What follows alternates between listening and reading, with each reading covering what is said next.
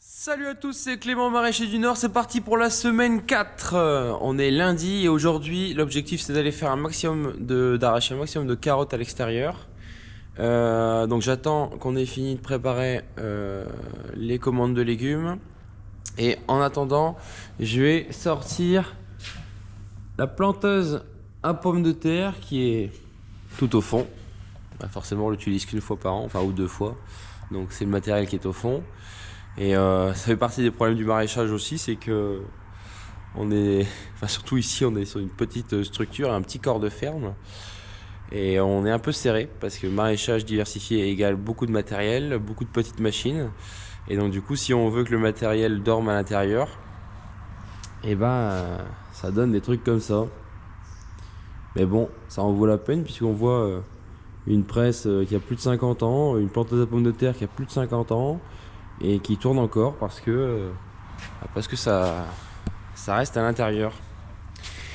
Donc du coup, on doit sortir les cutters à oignons, le paramoteur, la pompe d'irrigation, la planteuse à choux, la presse pour accéder ensuite, si possible, on verra parce qu'il y a peut-être la charrue qui va gêner, à la planteuse à pommes de terre. Donc allez, on se fait un petit accéléré, ça va me motiver pour aller plus vite parce que c'est toujours un peu la corvée de tout sortir. Mais heureusement on fait tout au chariot élévateur, ça c'est pratique.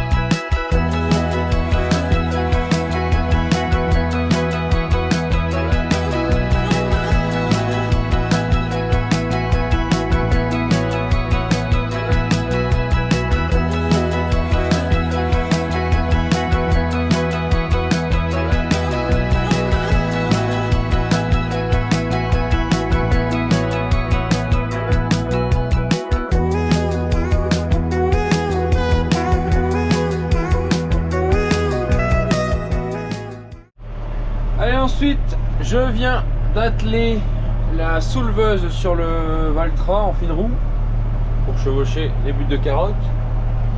Il y a Franck qui fait son grand retour cette semaine, qui nous rejoint ensuite avec le tracteur avec l'arracheuse à poireaux, mais parce qu'en fait on va mettre un palox dessus, un palox vide et un palox devant sur les prochaines palettes.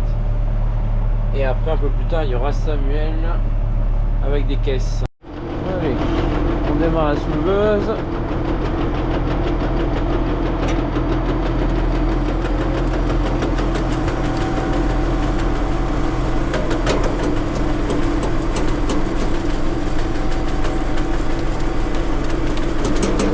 L'idée c'est de pas aller trop profond, au moins on va profond, plus c'est facile à ramasser. Il faut pas couper les carottes, donc je vais aller voir en bas ce que ça donne.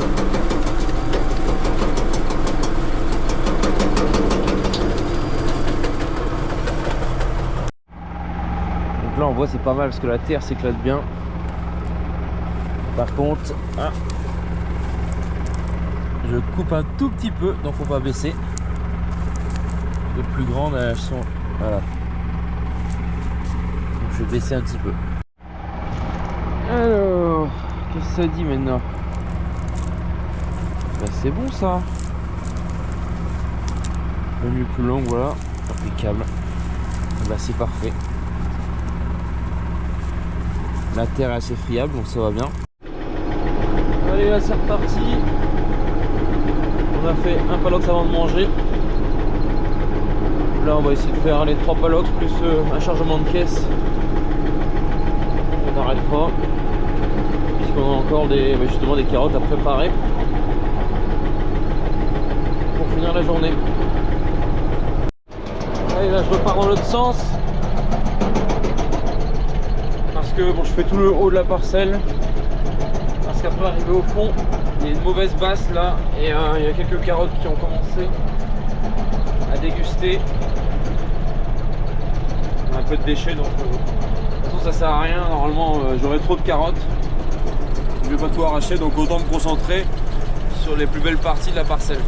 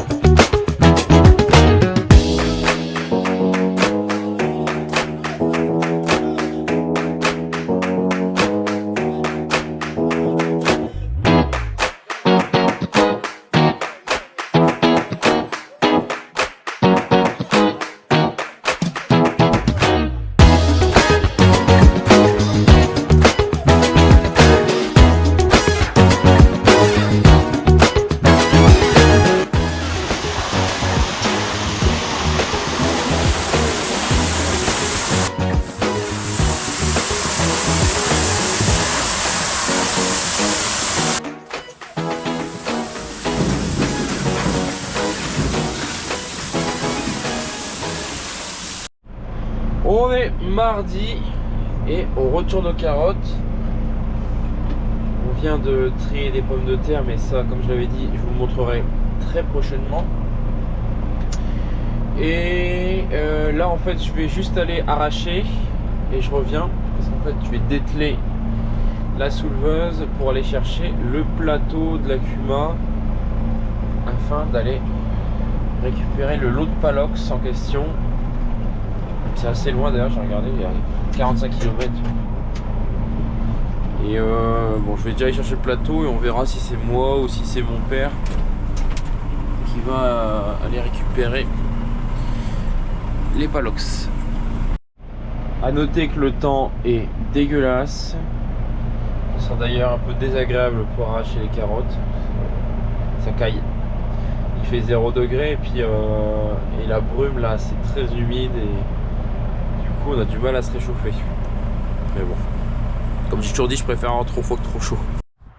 Voilà, j'ai récupéré le plateau. D'ailleurs un plateau tout neuf. Exactement, enfin quasiment le même que celui qu'on avait avant. Et voilà, les Palox sont arrivés hier soir. Et donc pourquoi j'ai acheté ce Palox? Tout simplement pour ça. 1 mètre sur, bon là c'est 1,20 m. Et c'est un gros avantage parce que tous mes Palox sont en 1,20 m sur 1,20 m. Et du coup je peux pas mettre 2 rangées dans mon conteneur. Et je vais juste regarder ici pour comparer avec les miens. 75 de haut. Je vais aller voir un des miens pour voir ce que ça donne. Parce qu'aujourd'hui moi j'ai des Palox comme ça. Et donc ici moi j'ai 1,20 m. Donc ça c'est pas pratique parce que du coup dans mon conteneur là-bas je suis en mettre qu'une ligne. Tandis qu'en 1 mètre je vais en mettre 2 lignes. Et en hauteur 73, donc je suis un petit peu plus haut, mais de toute façon quand j'en mettais 3 dans le conteneur j'ai encore 25 cm je crois de marge, donc il n'y a aucun problème. Donc je vais pouvoir en mettre dans un conteneur comme ça 60. Bon malheureusement on a su en prendre que 40 sur le plateau, mais c'est pas grave puisqu'après moi j'ai encore des petits Palox de conservation longue Jani, hein, les palox en plastique.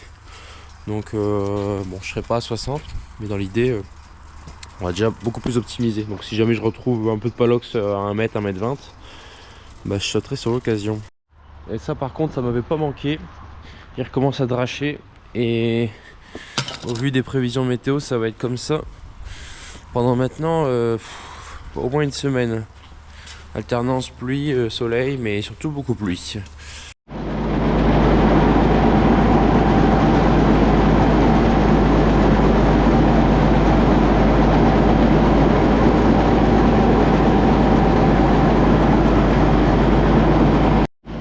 Allez, on va planter les pommes de terre ici. Donc je passe un coup de rotative pour créer du fond. On va en mettre ici. On va en mettre là-bas aussi. Et je pense que j'aurai encore trop de plants, mais bon, c'est tout. Là, planter sur paillage plastique, ça prend beaucoup trop de temps. Tandis que là, bah, un aller-retour et c'est terminé. Allez, maintenant j'attelle la planteuse à pommes de terre.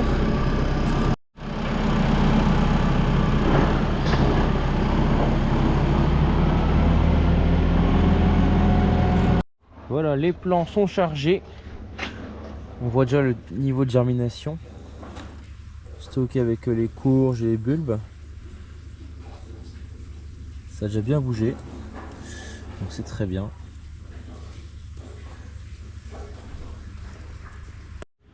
Et vous voyez d'une variété à l'autre. Ici on est sur les Adora. Adora c'est beaucoup plus dormant. Donc dans les conditions exactement les mêmes. Il y a juste un petit point blanc qui arrive. Hop.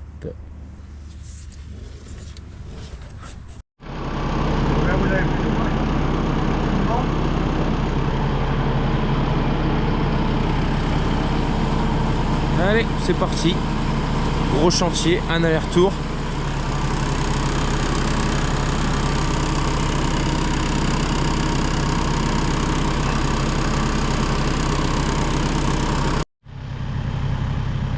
On va regarder la distance qu'on a entre deux plants. Mais c'est trop élevé.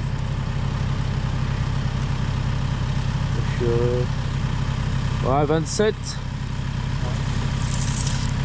C'est trop. De toute façon, je suis au minimum.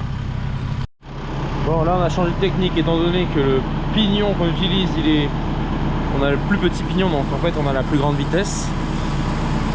Donc du coup, on arrête de mettre dans les godets et on plante directement. Il plante directement dans le sion qui se crée. On a un aller-retour, ça va aller. Hein, c'est pas comme si on peut faire un peu plus lentement. Et comme ça, on resserre. Je dis de mettre à peu près 20 cm. Et pour ça, plus ou moins, hein, ça ira.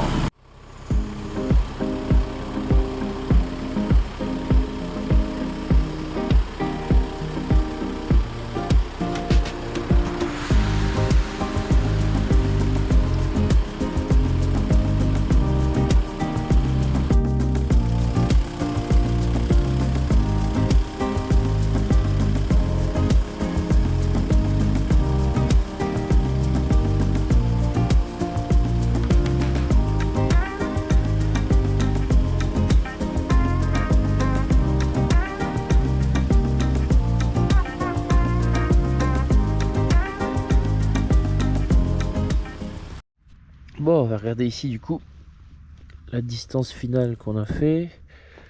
J'en ai un là.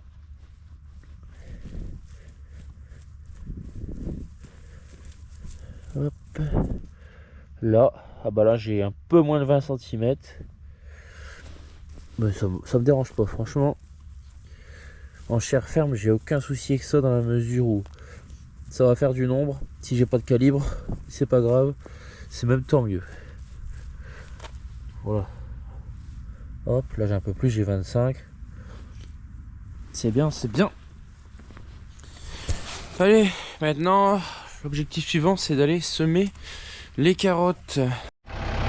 Allez, on est jeudi. Et aujourd'hui, on va essayer de semer les carottes.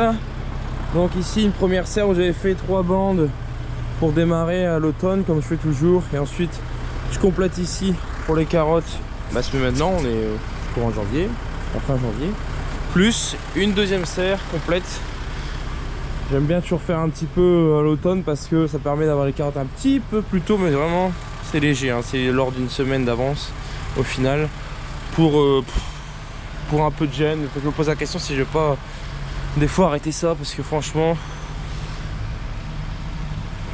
bah c'est pas non plus la folie. Il chope le froid, j'ai un peu de perte, un peu de fonte de semis, tout ça, c'est pas exceptionnel quand même. Quand on regarde de loin, c'est toujours un peu mieux, ça fait des belles lignes, mais je trouve que c'est pas très dru par rapport à ce que j'ai semé. J'aurais peut-être déjà semé beaucoup plus dru quand c'est à l'automne.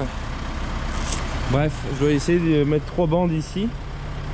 Je pense que je vais jouer assez serré, hein. Il va falloir que je morde fort sur le bord là-bas. Allez, go.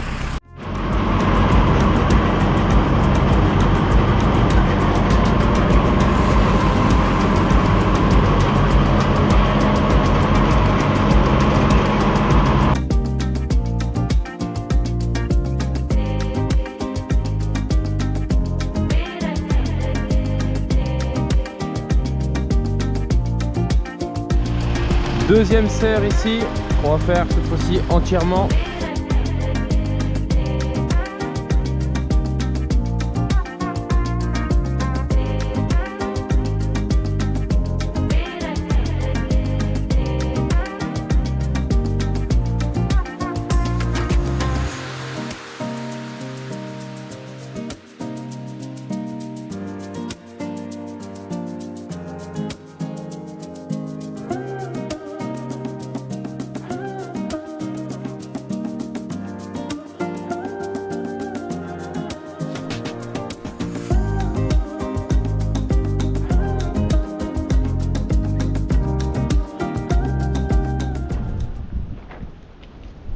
Ce matin, nous avons reçu, j'enlève ma lampe torche, les sacs de substrat pour les fraises qui vont se présenter comme ci. C'est des sacs d'1 mètre qu'on pose du coup sur la gouttière avec dedans, du coup c'est une majorité de pain. Alors je sais plus exactement le mélange, je vous le dirai quand j'aurai vérifié l'information, mais c'est une majorité de pain d'ailleurs, orga pain.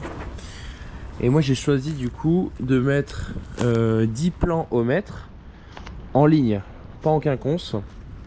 On m'a conseillé ça pour des raisons de facilité de récolte, peignage s'il y a besoin, enfin bref, on verra, on se fera la main avec ça, mais on m'a conseillé de mettre en ligne plutôt qu'en quinconce. Donc là 10 avec des où c'est pré-perforé, on viendra planter là-dedans.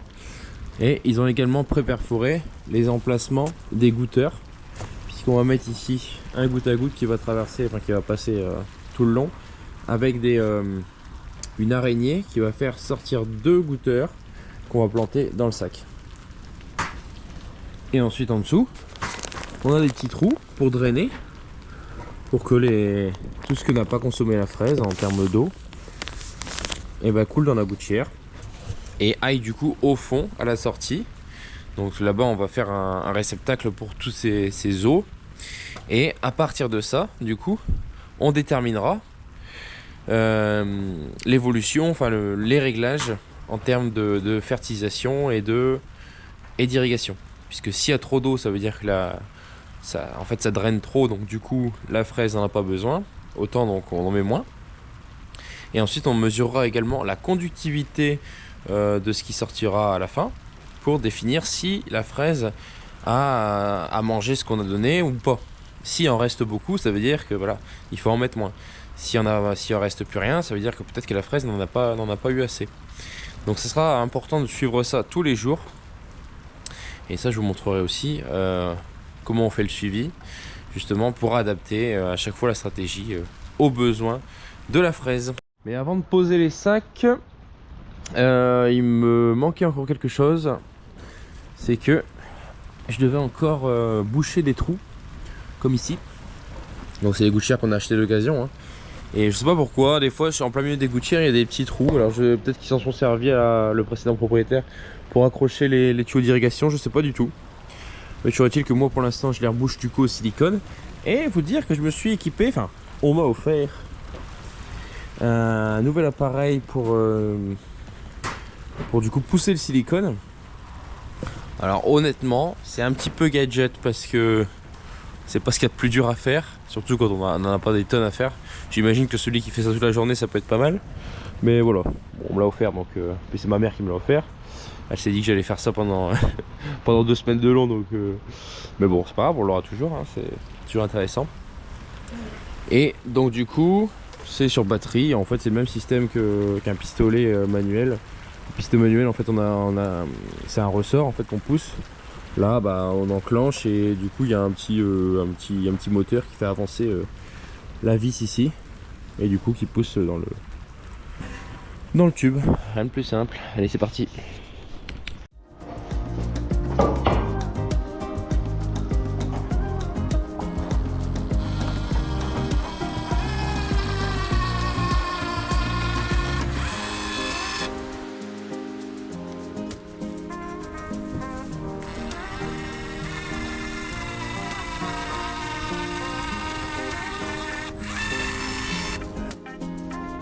Allez on attaque la pose des sacs.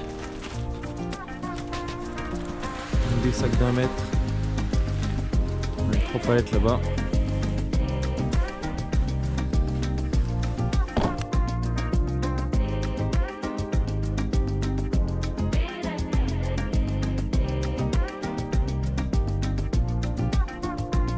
Et voilà, l'affaire est dans le sac. Alors la prochaine étape, on va nettoyer le sol, tout ce qui est débris. Je vais passer la débroussailleuse ici sur les vieux artichauts, enfin, tout ce qui dépasse, tout nettoyer, enlever tous les déchets, un petit peu des oignons, tout ça. Donc vraiment sortir faire le plus propre possible. Ensuite on va mettre le goutte à goutte sous les gouttières.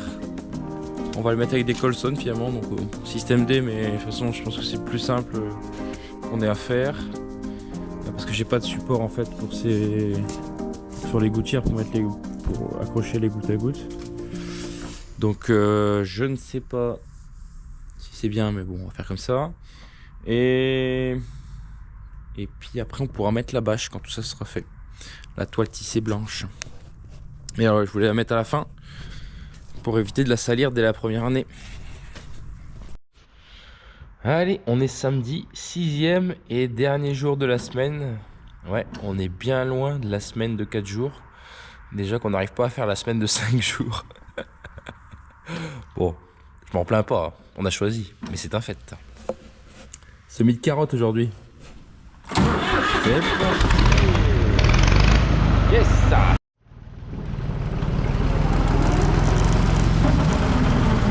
Allez, j'attelle le semoir. Et après j'ai quelques modifications à faire, notamment sur la largeur entre rangs. Et surtout je dois raccourcir les poutres pour pouvoir passer dans les serres, pour faire les bords. Je l'ai encore jamais utilisé en serre. Alors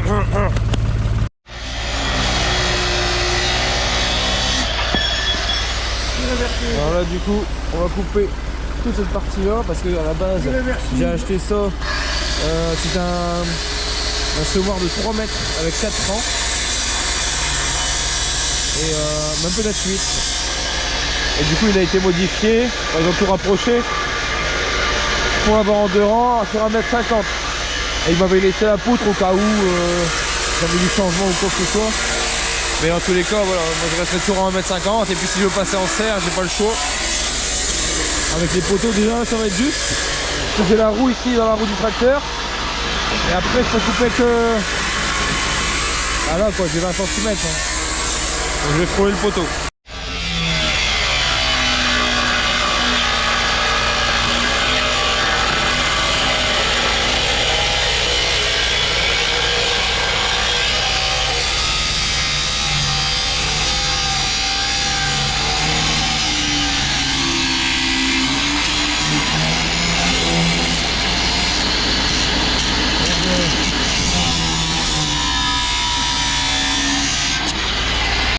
Alors ici je me suis mis à l'abri, on va du coup modifier l'écartement des rangs puisqu'on va semer en 4 rangs avec un semoir 2 rangs, je vous l'avais déjà montré l'année dernière. On décale, l'objectif c'est que bon là je suis à un terrain entre les pneus je suis à 1m50 mais sur la bande en utile j'ai environ 1m20. Donc 4 rangs ça fait dire 30 cm, 30 x 4, 120, donc 30 cm par ligne. Donc l'objectif c'est de répartir donc 2 rangs en aller-retour, en quinconce. Du coup j'aurai un premier rang que je vais coller sur la gauche. Celui-là il sera un peu plus vers le milieu. Et quand je vais revenir, et du coup je serai en décalage. Et ça se passe plutôt bien. J'ai grosso modo assez précisément mes 30 cm entre rangs. Donc en théorie c'est facile puisque j'ai juste un écrou ici à dévisser pour coulisser. Et normalement ici il n'y a quasiment rien à desserrer, tout coulisse à peu près. Mais en pratique ça l'est un peu moins parce que bah, voilà, il y a des forces de frottement qui fait que voilà, c'est un peu délicat, mais normalement ça doit se faire. Allez, c'est parti.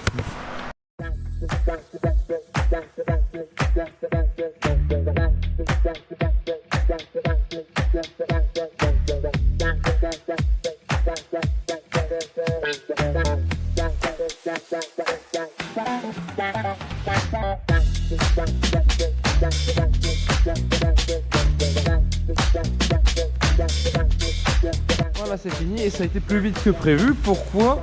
Parce que j'ai eu l'intelligence la dernière fois de mettre un petit trait de feutre à l'endroit où je devais poser l'élément.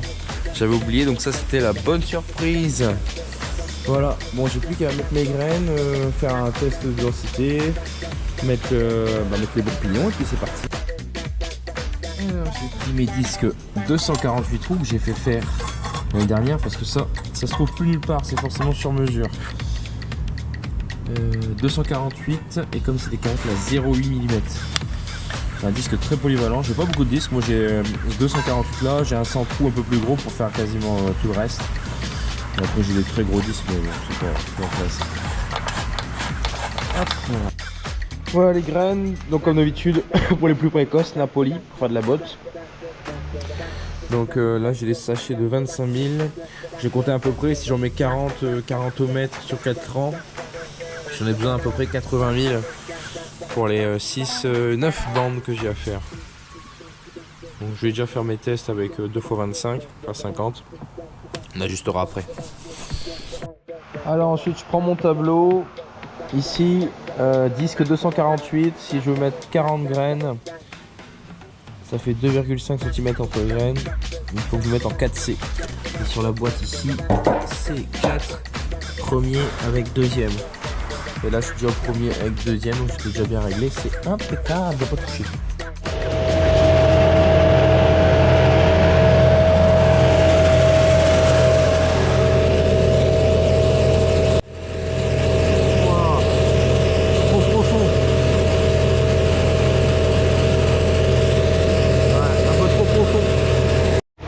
Je fais tout de suite le retour pour voir ce que ça donne. C'est impeccable.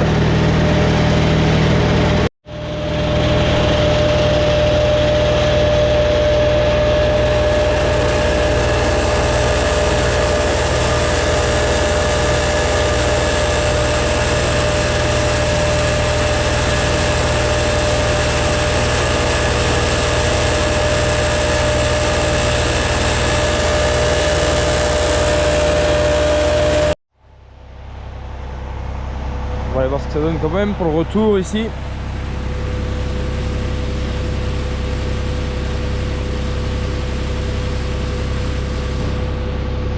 Hop, voilà. Et bah ça c'est nickel. J'ai 1 cm à peu près. C'est parfait. Voilà, on voit tout le petit sillon là.